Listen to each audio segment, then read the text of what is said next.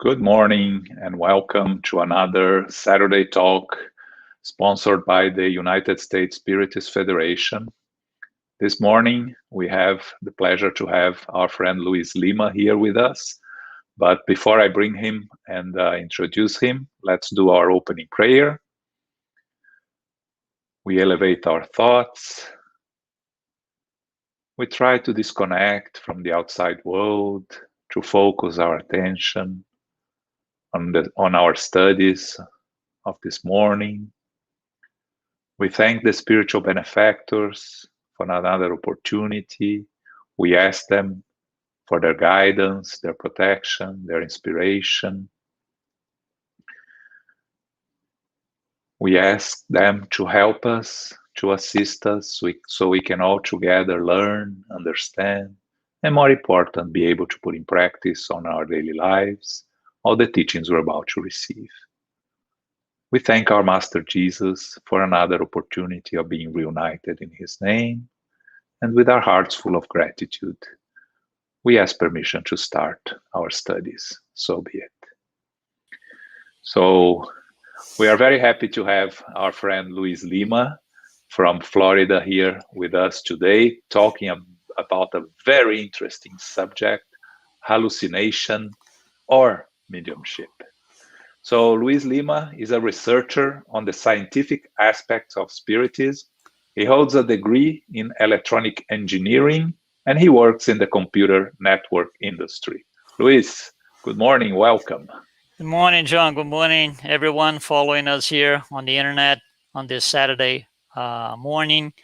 Well, it's a pleasure to be back in here. And like you said, it's a fascinating topic. At least for me, it was. So that's why I'm bringing it in. So okay. The floor is yours. Go ahead. Okay. All right. And the camera too, right? Okay. Let me start by telling you a story.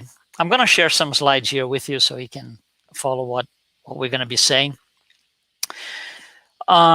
This topic, hallucination, is right at the border or the boundary between science and spirituality.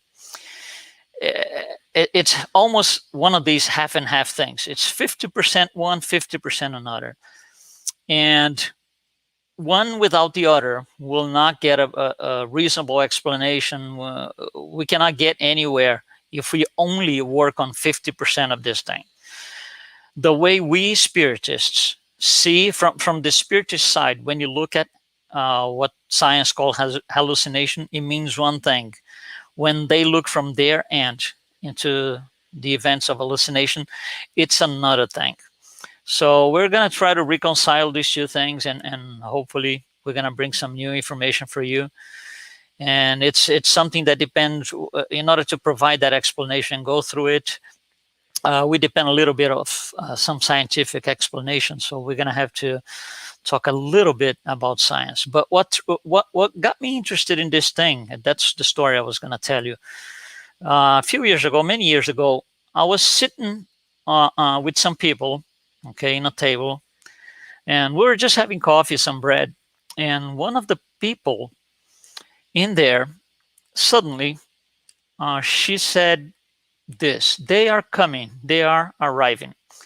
So I myself, I kind of looked around. I didn't see anybody arrive. I didn't see anything, and I didn't really pay attention to that. So we kept going on our coffee, and a few minutes later, she looks at us and she says, look what they're doing on my arm."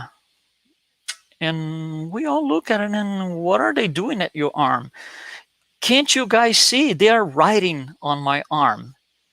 And she showed the arm. So they are writing on my arm.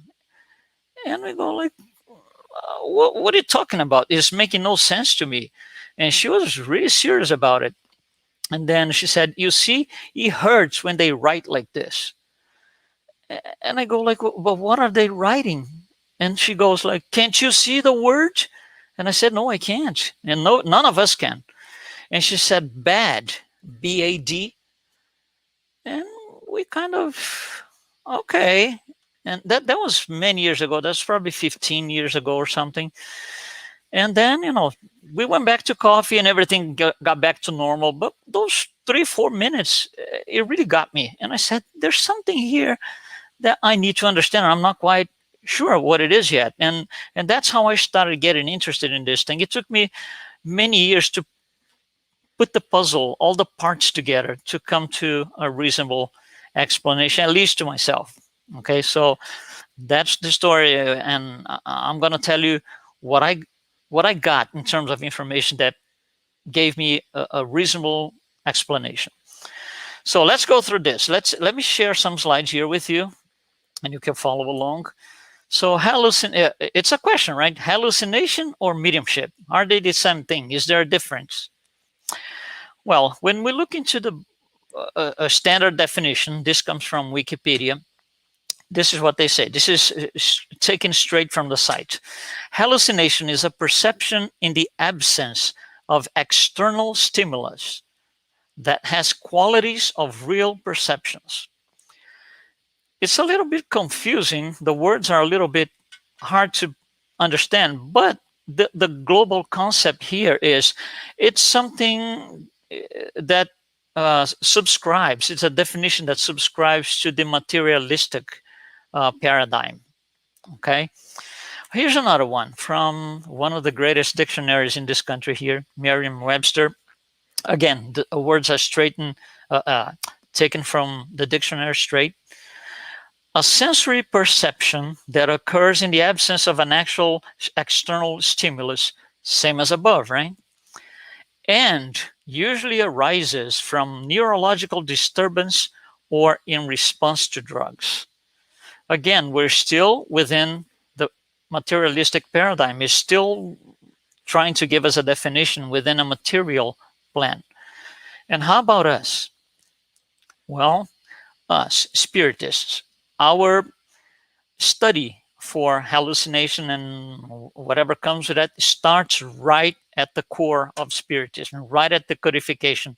Allan Kardec, in the Spirit's book, in the Medium's book, 1861, has a whole subchapter, okay, called the hallucination theory. And it's about 5 or 6 pages. And that's how it starts. Of course, today, 160 some years later, we have a lot more information from the Spiritist literature, and we're going to blend them all together here and see what we can get to. Like I said, we depend a little bit on science. So hallucination can have several different forms: visual hallucination, hearing, all kinds of things. We chose a visual hallucination because I think it's just easier to explain, but it's exactly the same concept, exactly the same line of thought for all the other ones. So let's consider a case of visual hallucination. Okay, what is visual hallucination? It's somebody looks at, let's say somebody is with you, they look at the floor and they say, there's a dog on the floor and he's really mad, he wants to bite me. And you look at the floor and you don't see a thing. That would be a possible, not necessarily, but a possible case of hallucination. That's how we're going to get into when is it hallucination, when it is not, okay? All right, in order to understand why the person is saying that they are seeing something that's not there, we need to first, before we get this far, to understand how the eye works, how the visual system that we have in our heads works. So I'm going to leave this picture here so we can follow along. Let's put it on the side. And as you can figure out, this picture represents a schematic of a brain, okay, that was cut through like this. And the person is looking to the back of the screen. Okay, so you see the two eyes looking at something on the back of the screen, and you can see what is the parts that compose the visual system. Let's just call the visual system, okay? All right, so when somebody looks at something, when you look at something, you depend on having light so you can see it. If you go to the dark, if you turn off all the lights, you can't see a thing. Whatever objects are on the environment that you can't see because there are no lights. So everything starts when lights get into our retina, okay? So the retina converts the light into a different form of energy. So the energy, the incoming energy is light. It goes through the retina. On the other side of the retina, as you can see here on the picture, there are these long wires. They're really wires. We can consider them wires.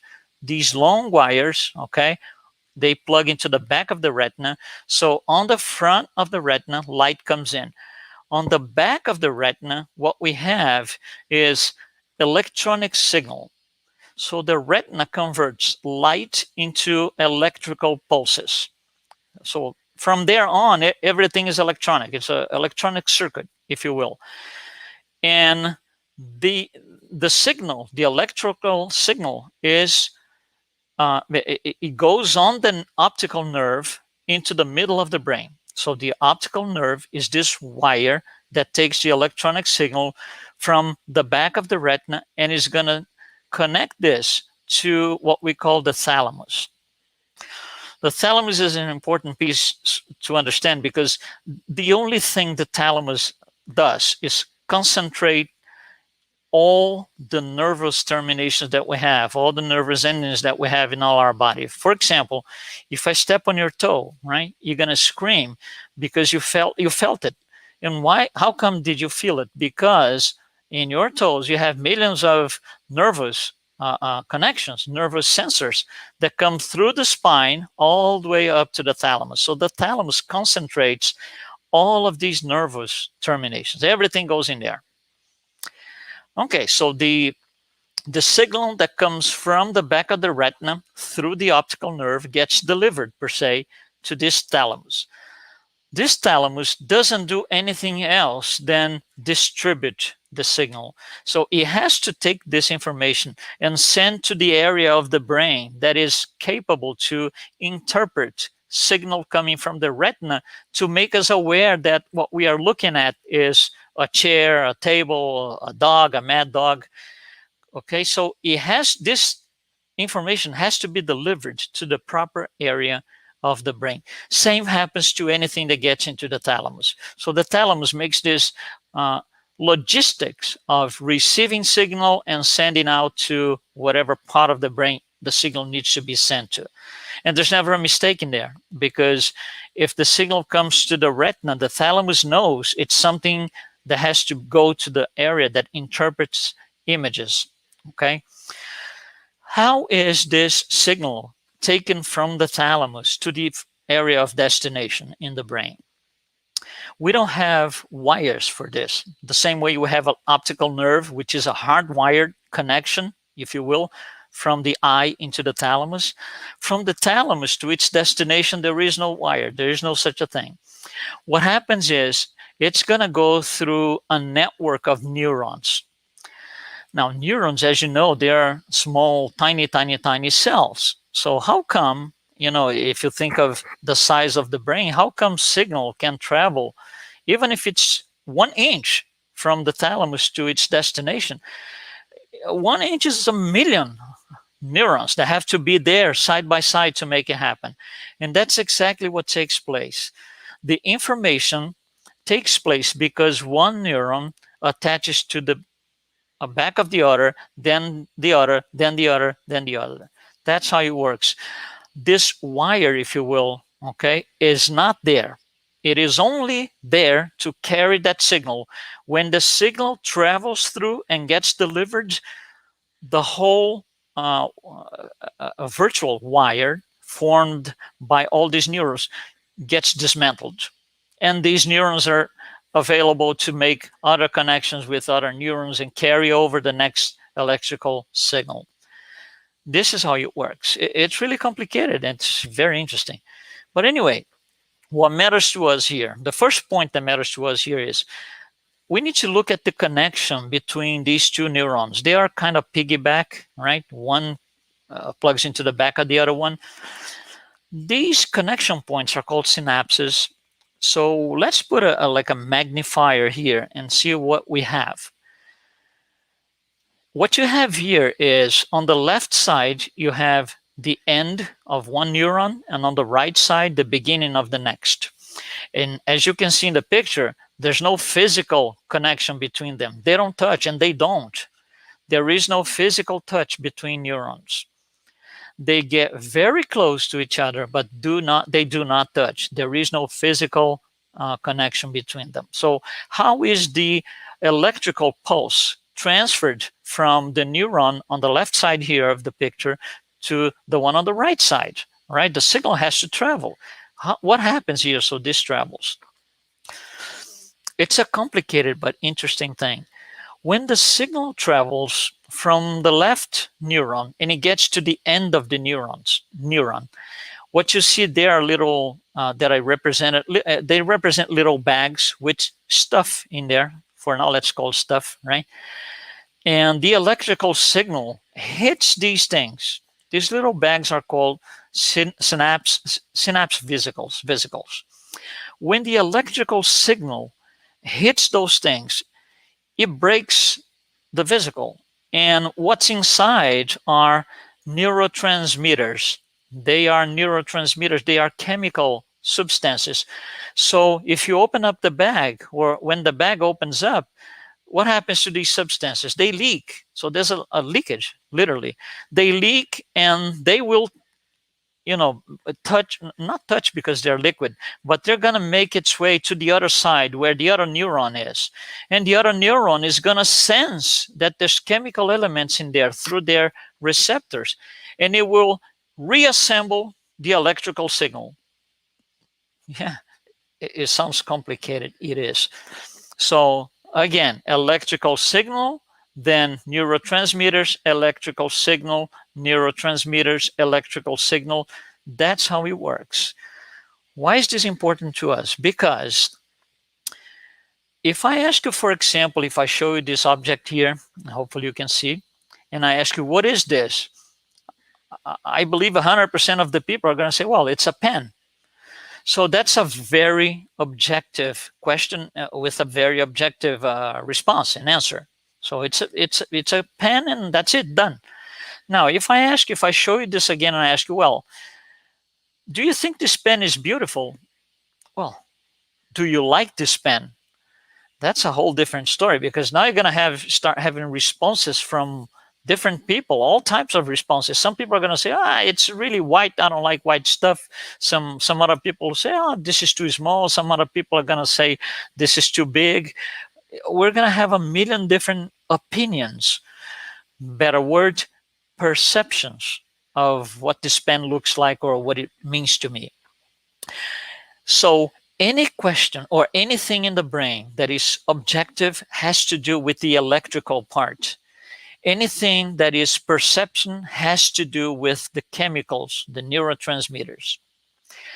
So if a person has the level of neurotransmitters, the chemical substances in the brain, out of balance, the perception will change. The person can have a perception that's not really what the most of other people around will perceive. So that is one case that can generate or produce perceptions that are, I would say, out of whack for the people around. So everybody, for example, somebody can tell me, there's a mad dog here on the floor, he wants to bite me. And everybody looks and says, no, there's no such a thing. So imbalance in the neurotransmitters can create a different perception, different from reality. But that's not spiritism, that's science, but it's a possibility, okay? All right, let's keep going here. We're just bringing up information so we can take a conclusion.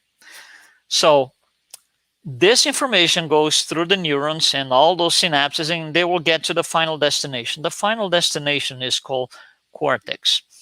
Let me try to have you visualize a cortex. Imagine the brain as a mass of cells. It's a volume, right? It's a mass of cells.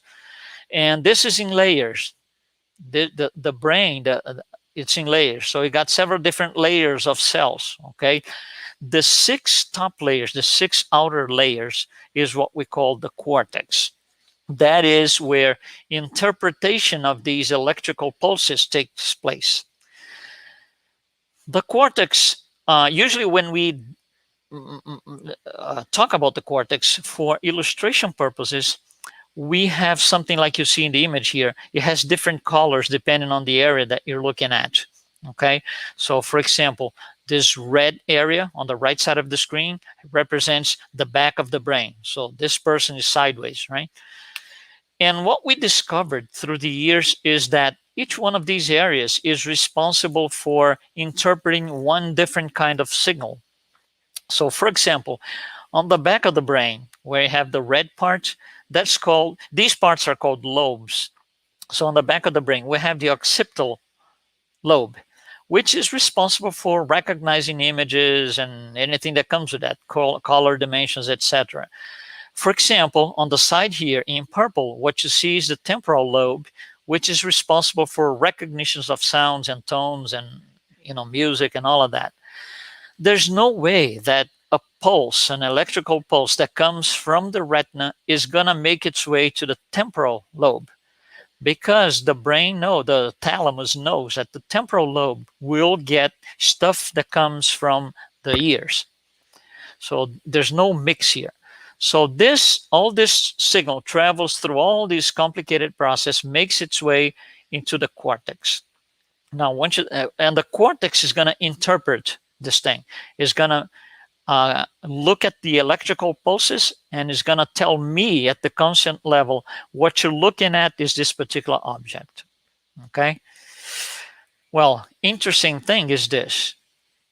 If we look at the first two parts in this diagram, this is just the acquisition of the information, right? The retina looks at, and the optical nerve transforms the energy in electrical pulses. I call this the acquisition process. Then through the thalamus, we go to a control process where the thalamus gets the information from here and sends over there. So it's a logistics control. And at the end, in the cortex, we have interpretation. Okay, so enough science. Now let's become spiritists again. Think about a medium. Okay, so a medium looks at a chair, for example, and you will say, well, there's a spirit sitting here. Let's just say Dr. Bezerra de Menezes is sitting over here. Everybody else looks at the chair and say, no, he is not. And the medium will say, no, but he is, because I can see it. And one interesting thing, when that happens, we go back to analyze mediumship now in the very basic level. For the medium to tell us there's a spirit sitting at the chair, think about this with me. Does he or she have to be her eyes open? No. Actually, the other way around, when the medium is going through a process like this, they prefer to have their eyes closed. Usually they do something like this. So the actual visual, from the material plan, the actual visual scene or scenery will not impact what he's seeing without the physical eyes. So they prefer to close their eyes. Usually they even do like this. So it is not necessary for the medium to tell me that there's a spirit sitting at the chair. It's not necessarily to use the eyes. So there is no acquisition because there is no retina in the process. There is no optical nerve involved in the process. So there is no thalamus controlling anything that never got there. So that information comes directly into the cortex of the medium, but it doesn't come through the eyes. So here we have two channels of reaching the same destination. When the medium tells us there's a spirit sitting at the chair, and I open my eyes, and I try to look at it, my criteria is different than his. These are two different criteria. So we're going to argue forever and ever if we do not understand this. Because I'm always going to say there is nothing because I got my eyes open and there is nobody sitting on the chair. There is no mad dog trying to bite you. On the other hand, the medium gets that information pre-interpreted directly into his cortex. How come the information gets to the cortex without passing through the eyes and everything else? It's an alternative, let's put it this way for now, channel called pineal gland. So the pineal gland is the way that one way that allows us to perceive and capture information from the spirit world, and that information comes pre-interpreted straight into the cortex. That is mediumship. So when a medium and an incarnate person argue or talk about there is such a thing or there isn't, we're not going to get anywhere because we're using different criteria.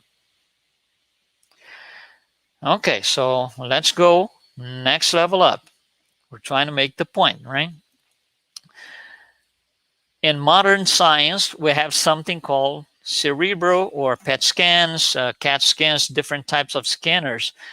What these things do is they look at the live brain metabolism, in which it's going to display to, it's a machine that has a monitor, okay, and a display. On that display, what the technicians and the doctors are going to see are which areas, and this is real time, so it's very dynamic, which areas of the brain are having activity on. So for example, if I look at something, right, I'm looking at something, if I'm in the machine, it is expected that the machine shows activity right here on the back of my brain on the occipital lobe, because that's the lobe responsible for interpreting and taking care of imagery. Okay, so two things here. Technology gets better every year. So the scanners that we have today are much better than the ones 10 years ago, 20 years ago, of course, and they will be much better in 10 years. That's one thing. Number two is for the medium to get into this machine and the machine to be able to capture something, we need to know what areas of the brain does something. We need to have that knowledge, and we do. Science dominates this completely. So we know that in the back of the brain, activity back here, if the machine shows up, something in the retina is working. I'm looking at something. If it goes under the temporal lobe, something in the ears is coming. I'm listening to music, whatever it is.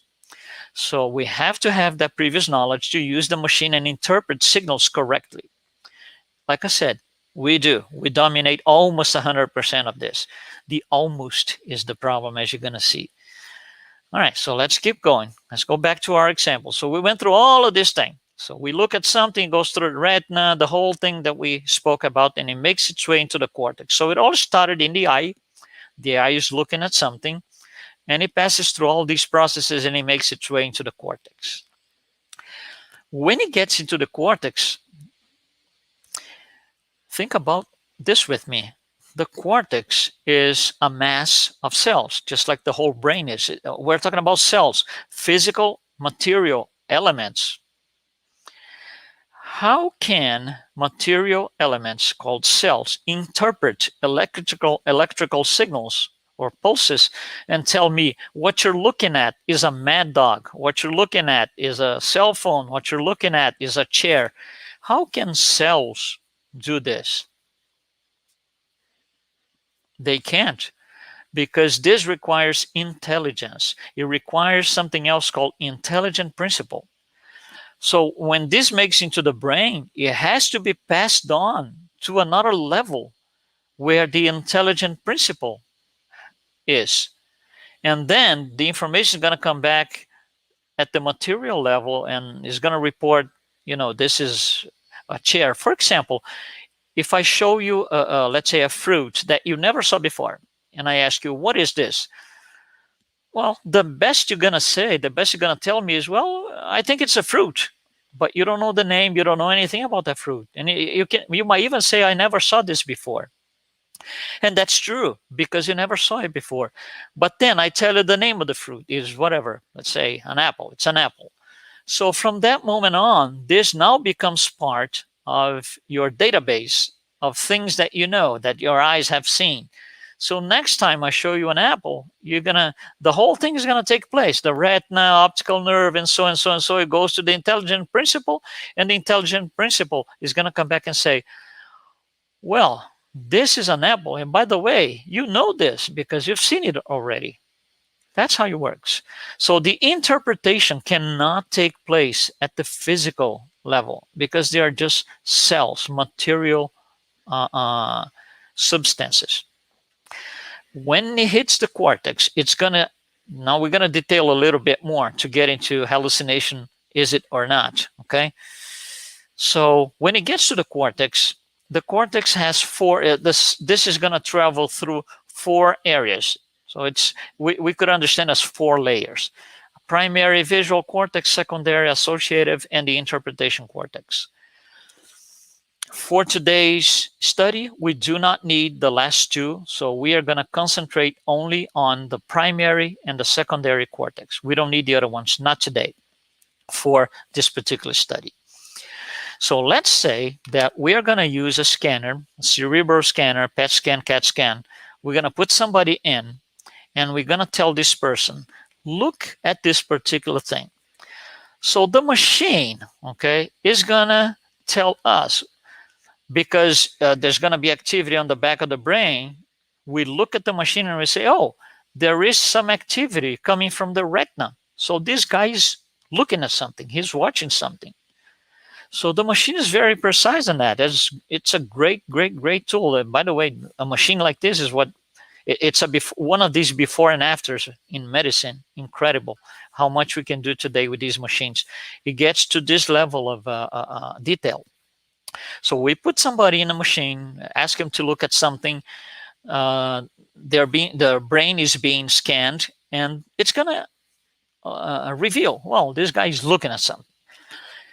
So because it came from the retina, it goes to the most primitive area in the cortex. It's called primary visual cortex. Anything that comes from the retina will make its way into the primary visual cortex. Now I ask you, let's say I go to you and say, hey, what did you have for dinner last night? And you're going to tell me. You're going to tell me, I had this and that. Question, do you need to have your eyes open for that? Or can you close your eyes and just tell me, oh, I had this nice dinner yesterday, this, and this? We don't need the eyes. So memory is something that does not require and will not show on the machine any activity in the retina, because it's not necessary. And it is so that if I ask you something that's on a far remote past, let's say, for example, where did you get your vacation? Where did you go on vacation in, I don't know, 2005? You might need time, because it's not something that is right there. So in order to make the process easier to go back in time and bring the information, we close our eyes. It's very common. So we go like, in 2005, and you close our eyes. Oh, I was in such a place. So there is no need for retina or the eyes to be open. So anything coming from the memory does not go to the primary visual cortex. It goes into the secondary. Another thing, next step, imagination. If I tell you, can you imagine yourself wearing pajamas right now, riding a horse in the desert? Can you imagine that? Of course you can. Do you need your eyes open? No, you don't. It wouldn't even make sense, right? So anything, imagination means secondary visual cortex, because there is no need for the eyes, for the retina to be, the eyes to be open, and the retina capture visual light. There is no need for that. Number 3, hallucination. So let's come back. Hallucination, we're going to take one example. So we use the same example from now to the end, and makes more consistent on the study. So hallucinating, we're going to use the example that I gave you before. Somebody looks at the floor, tells me there's a mad dog on the floor. He wants to bite me. Everybody else around looks at the same spot and say, no. There is no such a thing. And you see, because of lack of comprehension and lack of understanding on the process, hallucination became a word that's used sometimes in an offensive way. So sometimes, somebody tells us something and we just go, oh, this guy's hallucinating. I mean, hallucinating is not this. There's a clinical reason for that. It's a medical term. Okay, so let's go back here. So somebody looks at the floor and tells us, there's a mad dog on the floor. He wants to bite me. We all look at the same spot. There's nothing there. So a group of students about 20 years ago decided to study hallucination using the scanners. So they said, what happens if we put the guy who is hallucinating in the scanner when he is hallucinating? Well, let's give it a shot, see what happens. So what they did is they put a guy in, several people, they did with several people. They were supposedly hallucinating, and the cerebral scanner, it was expected that this goes to the secondary visual cortex, because there is no dog on the floor. He's not mad and he's not going to bite anybody. So it was expected that this thing would go to the secondary visual cortex.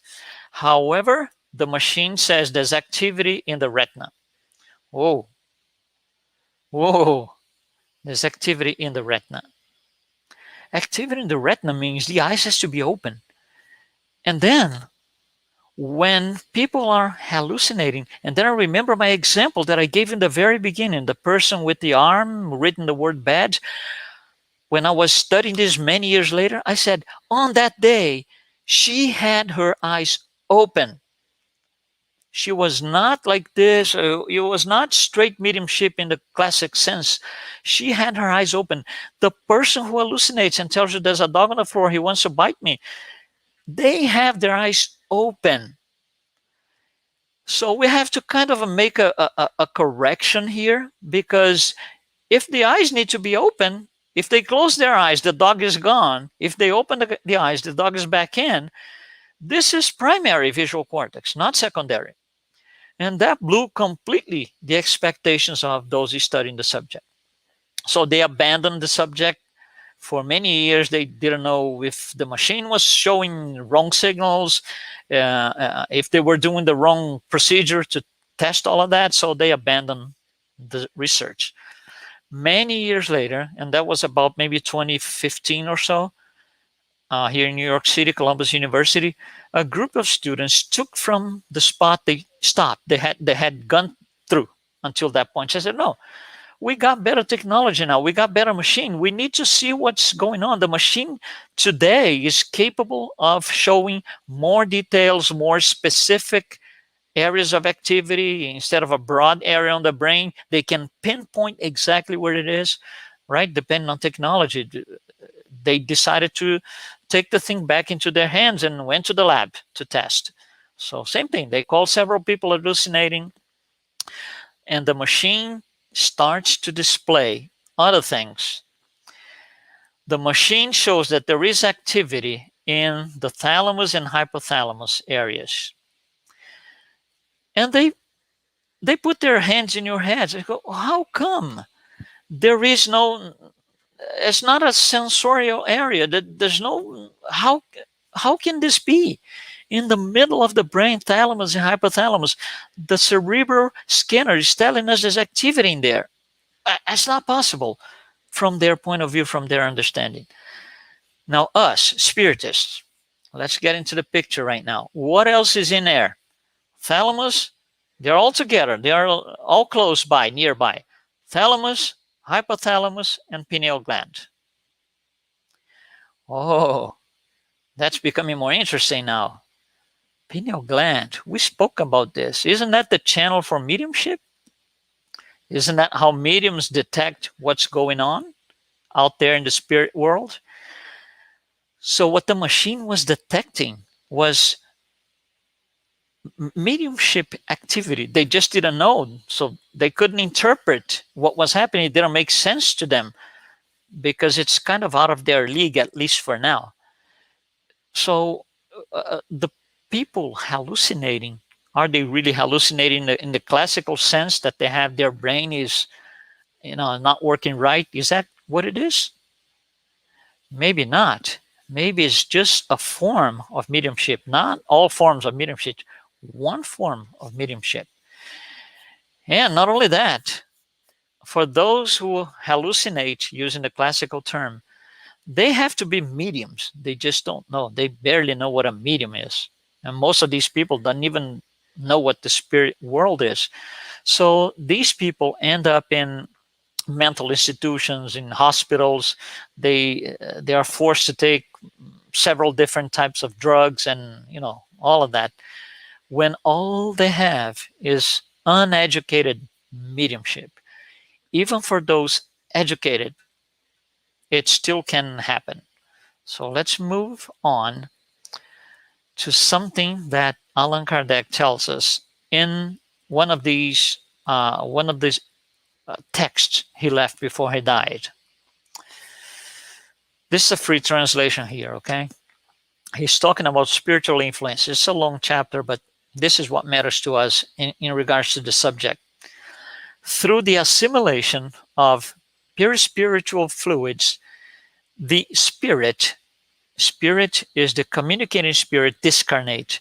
The spirit identifies itself, so to speak, with the person it wants to influence. So there are two things here, right? There's a spirit out there that's trying to influence a person. Okay? So not only this spirit transmits the thought, look at this now, but can exert a physical action on the person. It can make the person act or speak at its will, can make the person say what the spirit wants, to serve, in a word, use the person's organs if there were its on. That includes the eyes. So the spirit out there can influence to a certain point that he uses the eyes of the person to be influenced, which in this case, it has to be a medium to have that perception and act the way it is. It can use the person's organs. It can finally neutralize the actions of the person's own spirit and paralyze the person's free will. Okay, so we're going to combine two things here that come from this one phrase. I'm going to show you a book here, okay? This medium's book, everybody knows, okay? And I want you to look at me in the camera here. So here I am. And I can look at the left, I can look at the right, and I can see different things, all right? Now, what happens if somebody comes with this book here and puts on my face just like this, okay? Just like that, to the point that if I turn left or if I turn right, all that I see is the book. So now I turn to my right and I'm going to say, oh, I see the spirit, I see the medium's book. And I turn to my left and I say, oh, I see the medium's book. So that's what I'm seeing, what's in front of my eyes. That's what paralyzed the free will and use the person's organs mean. So there's a point of influence so intense that it could generate that kind of thing. And then Allan Kardec closes his explanation in the medium's book. Again, people, 160 some years, right? He didn't have a whole lot. He didn't have PET scans, nothing like this, right? And he closes by saying this. So, if all the theories about hallucination are, which theories? The ones that come from science at the time. So, if all the theories about hallucination are insufficient for explaining all the facts, and they were in that time and they still are, it is because there is something more involved than hallucinations per se. And we just saw it. There is more. Yes, there is more. Okay? Now, luckily, several years later, after the codification, André Luiz, our great friend, Spirit André Luiz, right? Our friend, not mine, everybody's, because what they brought is incredible.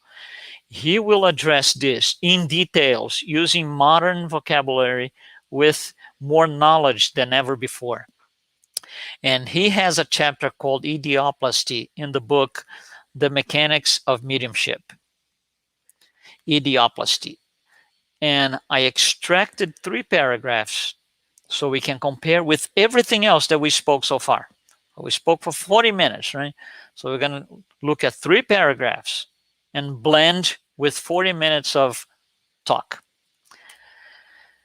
So he is talking about influences, same thing, spirits influencing people. The names that they use, so you can follow the explanation, because I'm extracting, so I need to put in context. The the discarnate spirit, he calls hypnotist. The person, the incarnated person, he calls the subject. So let's go through the text. The subject, the person incarnated, will contemplate the image in the minutest detail. What image? The image that's going to be, like I did for me here before. If I put the spirit's book, the medium's book here, the image is the image, this medium's book. So there's going to be an image placed in front of the person's eyes. And that person will catch that in the minutest detail. I'm going to continue the text, but just a break here. So, for example, when the person who is hallucinating, which is not really a person anymore, we can call medium. It might be unknown, it might be known or not to the person, but still it's a medium.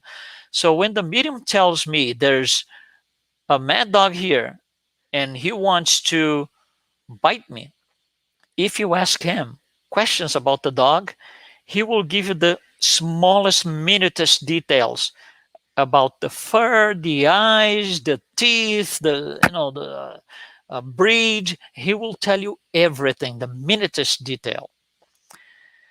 Okay, so if the hypnotist places a mirror in front of the subject before telling him that, the person will see 2 of them. Why 2? What does a mirror do? The mirror reflects an image.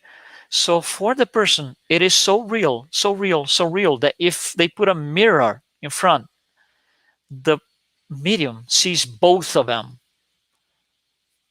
Incredible, huh? Let's keep going with this, with the text. The word most often used for this phenomenon is hallucination. However, this definition is not really accurate, since there is neither daydreaming nor illusion involved. Because for science, for those studying the subject, they attach this to daydreaming, to illusion, to, something is wrong in the physical parts of the brain. So Andrea Luiz is trying to tell us, if we spiritists use the word hallucination for something like this, it's not a good definition for us. We'd better use ideoplasty. It's more accurate. It means a lot. It brings a whole different world of explanations for us. So we should use, on a situation like this, ideoplasty, not hallucination. And here's how he closes the subject. And we really need to pay attention to this. In intellectual effects mediumship, 2 types of mediumship: physical effects, which is something, appearances and stuff like that; intellectual effects. In intellectual effects mediumship, ideoplasty plays an extremely important role. A certain class of constantly repeated thoughts emitted towards the mind of an inexperienced medium, right, may force it to accept certain images held by the persistent mental wave as actual situations and personalities.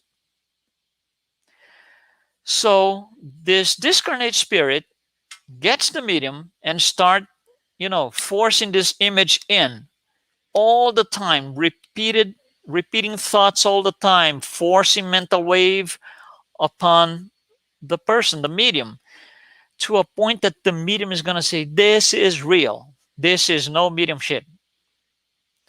And he even closes the phrase, like a child who believes he or she is actually looking at this or that landscape or person, although it's only a movie. This is a this is the wrap up of an explanation that for us spiritists closes a lot of open holes. It sets the explanation straight, black and white. So when somebody tells us there's a mad dog here and he wants to bite me, we know what this means. We should understand, first of all, respect above all in any case, by the way, but respect the person, and we need to understand what the person is going through. Don't say no, there's no dog in there, because it's a challenge. It makes it worse for those, right? What happens is with time, the medium gets educated, if he ever decides to, learn more and so and so and so, to a point where when they are suspicious of something, they will ask. Chico Xavier used to do this. Divaldo Franco used to do this many years ago. They would have to ask, there's a guy here with a black tie. Is there really a guy there? He would ask for those, close friends and so, because they couldn't tell at times. So the mediums are subject to that kind of thing. Look at this phrase here. Thoughts emitted towards the mind of an inexperienced medium may force it to accept certain images held by the persistent mental wave as actual situations and personalities, and there is nothing actual in there. There is no reality there. It's just for them. There is no mad dog willing to bite anybody. There is no such a thing. So with this, let's try to wrap up. There are consequences to the person going through this all the time, of course. So let's talk a little bit about this. First of all, hallucinogens. Those are substances that make the person have a perception of reality that's not really there. But that's not mediumship. Those are substances that create alterations in the neurosystems, in the neurotransmitters, and change the person's perception. Even something simple as alcohol can change your perception. You get 2 drinks of something, 3 drinks of something, it will alter the perception. That's not mediumship. That's different. Okay? For these cases here, there is an external triggering factor, an external stimulus. What we spoke about here today is not this. It's something different. Number 2, for the medium going through this and seeing dogs and people and all these things that do not exist, there are several consequences. Number 1, let's just say that I tell you there's a mad dog here, he wants to bite me. And then everybody around me tells me, no, no, no, no, no, no, no. And okay, a few minutes later, the dog is gone and I go on with my life. We go on. 2 years from now, I'm going to be able to tell somebody else, oh, by the way, there was a day that this thing happened. They will not tell the fact as memory. They will tell as a fact. For example, I can tell you something today, and I would say something like this. Oh, yesterday, I just remembered this. When I tell you yesterday, it's something in the past, obviously, I remembered something. So I'm in full consciousness that there was not a fact. It was something that I brought from memory. It just happened a day ago, but it was brought in from memory, secondary visual cortex. For the person who went through idioplasty, they will report that as a fact. It did happen. I was there. I saw it. My eyes were open. Another consequence is, because it's a fact for them, right? Let's say a fact being, for them, it's reality. Next time, so I remember, right? I told you there's a mad dog here who wants to bite me. So next time I need to go through that road, for example, or through that path, I'm not going to go, because I will be afraid of the dog being there again. So I will just, drive around or work around some house because I don't want to see that dog again. It was very traumatic. I was afraid of that dog. You understand the consequences? Because for them, it was reality. It was their eyes captured from their point of view. So the brain will record that as a fact, and it will be in their memory forever because for them, they saw it. So they will talk about it, they will report that, but not something like, oh, on that day I remembered a dog. No, no, no. There was a dog. And the worst of all, unfortunately, is if the medium doesn't work, towards understanding more mediumship, study more, going to spiritist centers, and so their quality of life can drop significantly. Can you imagine? For example, the example I just gave you.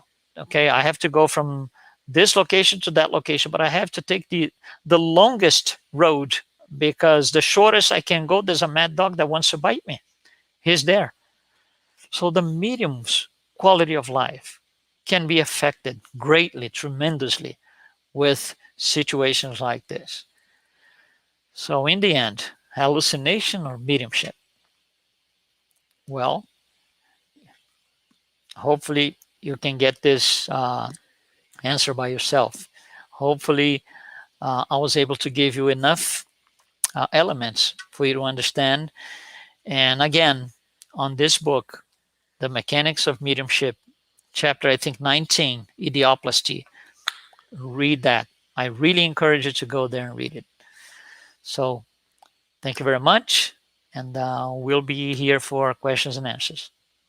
Thank you all. Thank you, Luis. Wow, that's fascinating. Very interesting. All the scientific aspect, very, very, very good to learn all about that. Yeah. And we could keep talking here for hours and hours. A few days. Yeah. Yeah, it's such a fascinating subject. Thank you. But I think we have some questions from the audience. So let's start with the one from Paula Craig. Hi, Paula. Thanks. I'm not sure what disease that is. My question is, am I hallucinating or am I actually communicating with a spirit? The spirit was my husband in life. Have been with him for 8 years. My spirit says we communicate through consciousness. Yeah, it's a little vague, I think, the question. But let me tell you this. Idioplasty, it's something, first of all, it's something in the past. It already happened, okay? And it's just that the medium thinks it's real. Hallucinating, you're asking if you're hallucinating. It's hard for us to tell, but if you are hallucinating, if you're having episodes of idioplasty, you have to ask around. For example, I think my husband is here, you're saying, right? Was he here? Is he not? Because if it's not something that seems absolutely real, another thing you can do, when you close your eyes, is he still there? When you open your eyes, is he still there? Those are all elements that you can start using to build a pattern, because each person is different anyway. Each case is different, but you have to build a pattern. The first pattern is my eyes. Do they need to be open? Yes or no? When I open my eyes, he goes away. If he does, that's not hallucination. It could be plain simple case of mediumship, but not idioplasty. Idioplasty is a very, very, very specific case of mediumship, but not all mediumship is idioplasty. Okay, so I think the two elements that will give the medium like the base to start forming a pattern are: first, do I need my eyes open? Yes or no? Second, let me ask around. I saw this. There's somebody here with me. Are you seeing this too? Yes or no? Okay. Yeah. She's saying that he's with me all the time, like he's in the room with me. Yeah, that would be, I would say that would be more like mediumship.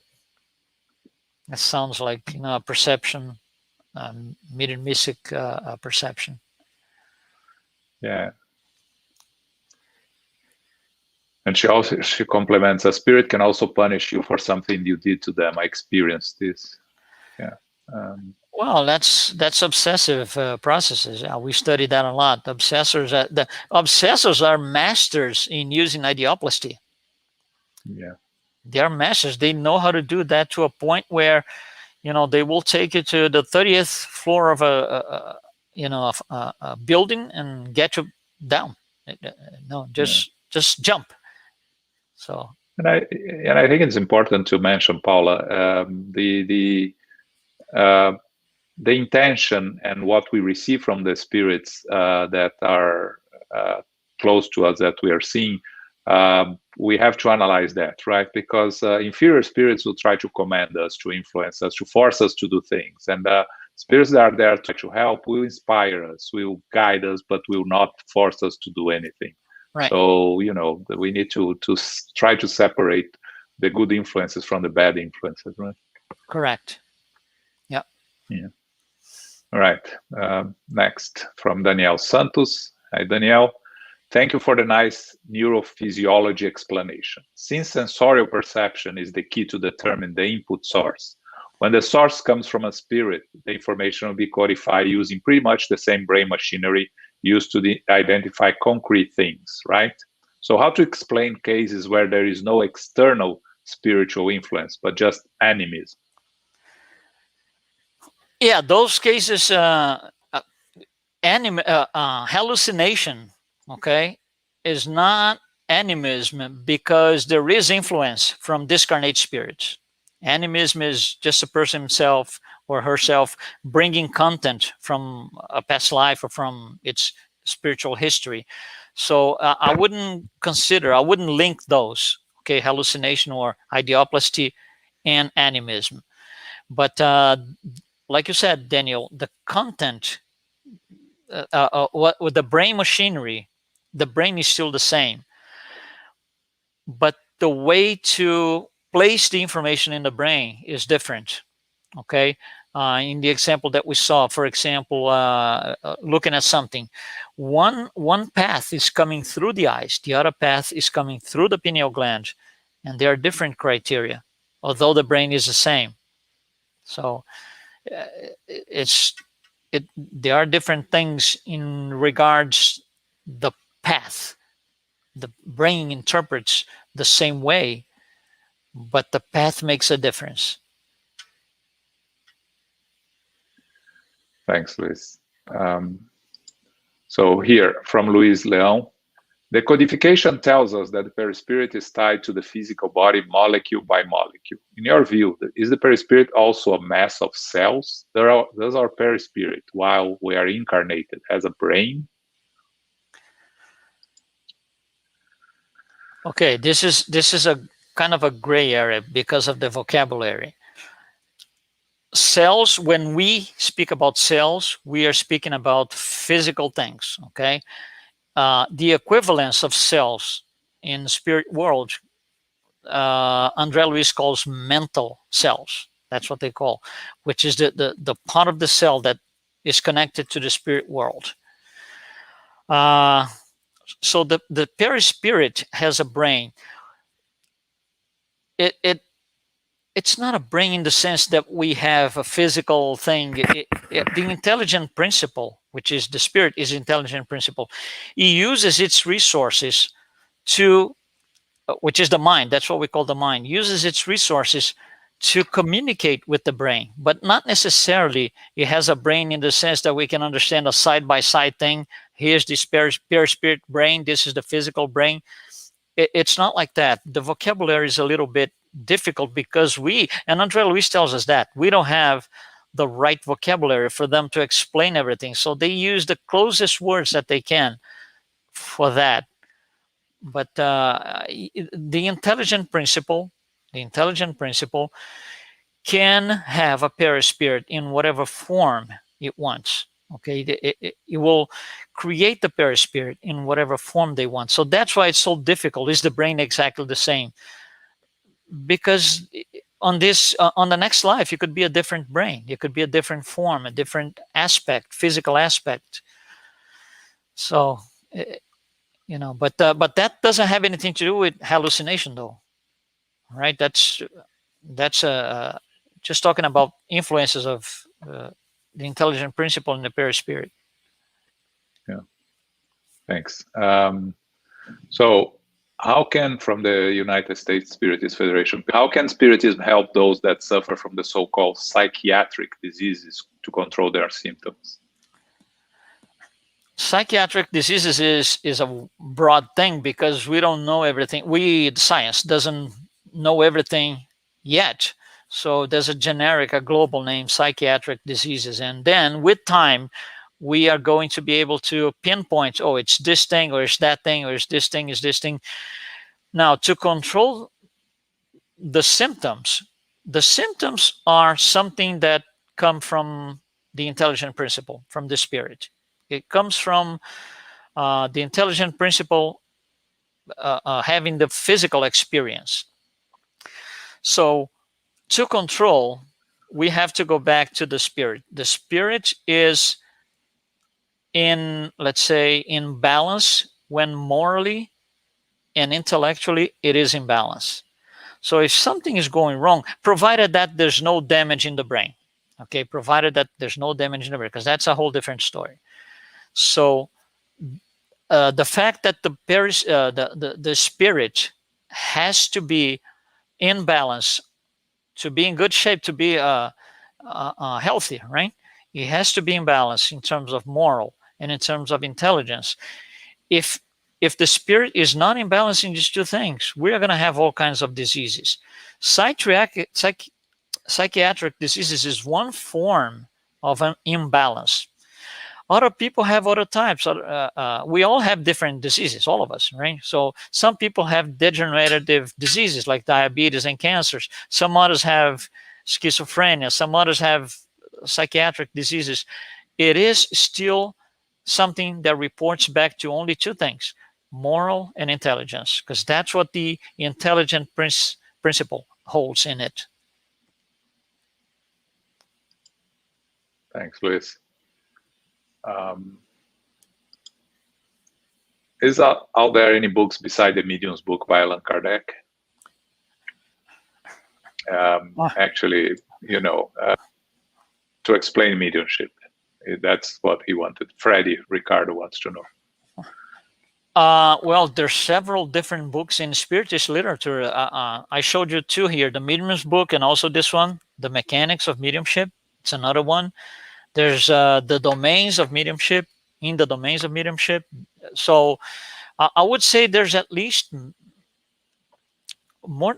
more than 100 books about it. And as we go along and we learn more in general, especially from scientific stuff like we spoke today, information becomes updated and more books will come out, more information comes out. But yes, if you go back to the classic Spiritist literature, there's at least these three books: Medium's book by Allan Kardec, The Mechanics of Mediumship by André Luiz, Spirit, and In the Domains of Mediumship by André Luiz, and also Evolution in Two Worlds by André Luiz.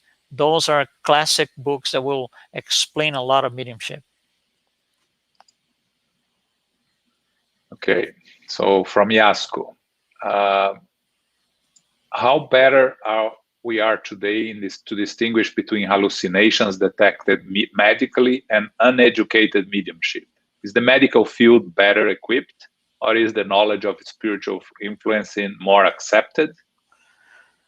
Okay, so first of all, how does hallucination can be detected medically? It's still, I would say, we're in the very first stages, because there is stuff that's not hallucination, and they are seen as hallucination. So now you're telling the difference between detected medically and uneducated mediumship. There is no uneducated mediumship in science. There is no such a thing. There is no mediumship in science. So they will never be able to say, oh, now at this point, this particular case, I'm in doubt. I don't know if this is hallucination, medically speaking, or if it's uneducated mediumship. There is no such a thing in science, okay? For us, we can tell, for the most part, we can tell because we know both. We know what hallucination from the clinical medical point of view is, and uneducated mediumship is. So as far as we can, going back again, can build a pattern, okay, again, with the eyes and asking around, then we will know if it's one or the other. And there was another last thing. Can you put the question back, please, so I can address the last part that was interesting too? Let me see here. There was a third item that she said. Okay. Is the knowledge of spiritual influence more accepted? Not by science. Not by science. Not to this level. Science accepts certain things.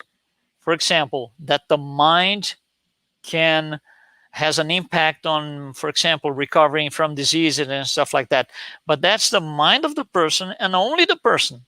It doesn't mean that somebody else out there, some other discarnate spirit, influences this patient and he is getting better. No, it's all within the person's domain. But so they are, going to the next level, which is the mind level. But we are far. And also, you ask, is the medical field better equipped? We just saw on the explanation that it is. It's detecting activity in the pineal gland, but they don't know how to interpret that. So it's not only better equipped, it's medical knowledge. What does it mean? Why are we seeing activity in the pineal gland? So the equipment is better. We are better equipped, but we don't have the right pattern for interpretation yet. Unfortunately, we'll get there. It's a matter of time. Thanks. Okay, so this is the last one, Luis. Okay. How can one educate their mediumship if there is no Spiritist center close to where they live?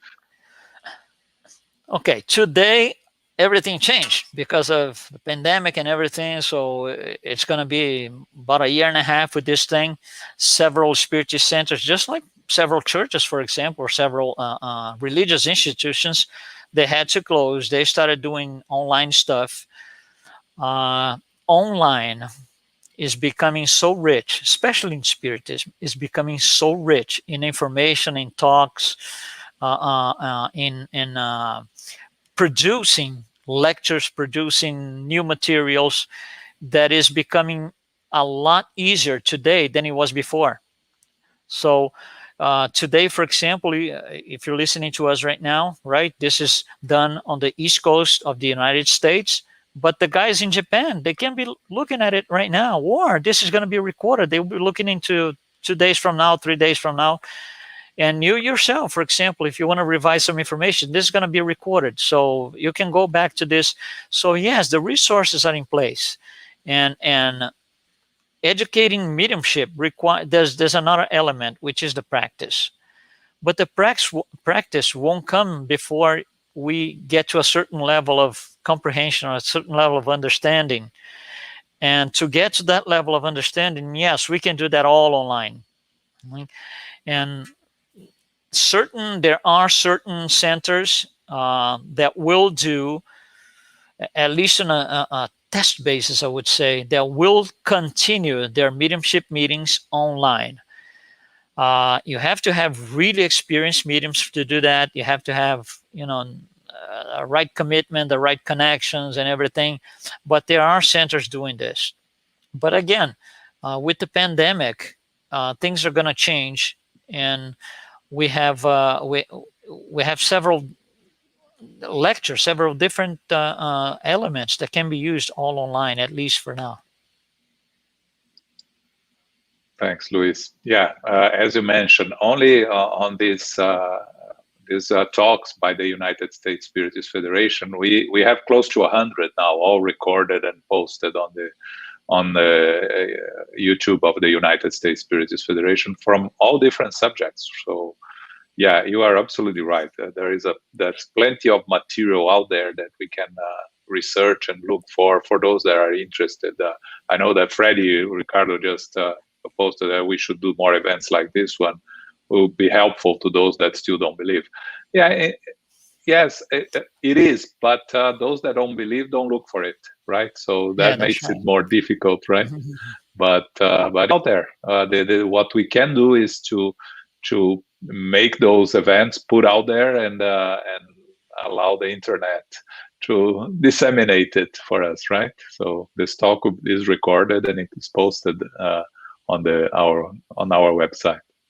Mhm. Okay, Luis, thank you very much. Very interesting subject. As I mentioned before, we could be here talking for hours and days, but it's good. We leave something out there for next time, and That's right. maybe when you come back, you continue on the subject.